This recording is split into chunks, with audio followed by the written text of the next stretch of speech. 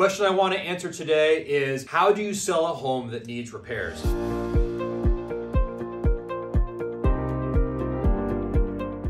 A lot of times we have a lot of larger size outstanding repairs to our house, and we have to ask ourselves, am I going to do this? And if not, either because I don't have the money or because I don't have the fortitude to go through the process or the time to get it done, what are my options to sell a house that needs repairing? The first thing that you want to do if you're asking this question of yourself is to get a home inspection. A home inspection is going to help you really understand comprehensively what is the scope of work with the work that needs to be done, the repair that needs to be completed. Now there's two benefits of this. One is you may discover it's not as bad as you thought.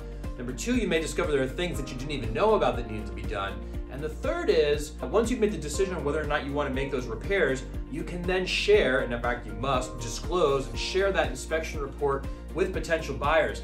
That way, if they see that there's work that needs to be done, at least they have an outline of all the outstanding work so they can go in with their eyes wide open and less anxiety about the what ifs, what might they find. It kind of irons out some of the drama that can show up in inspections around homes that need repaired. The second thing that you want to think about if you don't want to make those repairs is consider selling to an investor. Now, when a buyer, an owner-occupant, comes to your property and sees outstanding work that needs to be done, it creates a lot of anxiety because that's a problem that they're going to have to solve for while they're already in a stressful transition, right? Moving is stressful.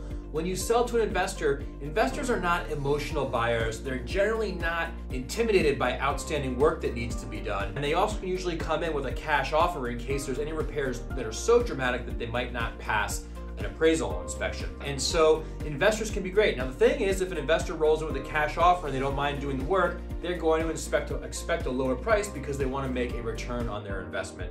Which kind of brings us to our third point, and this is, what pricing strategy do you choose? If you're not going to make the repairs, you don't want to sell at a discount to an investor, then your third option is going to market. If you're going to do this, your pricing strategy is critical.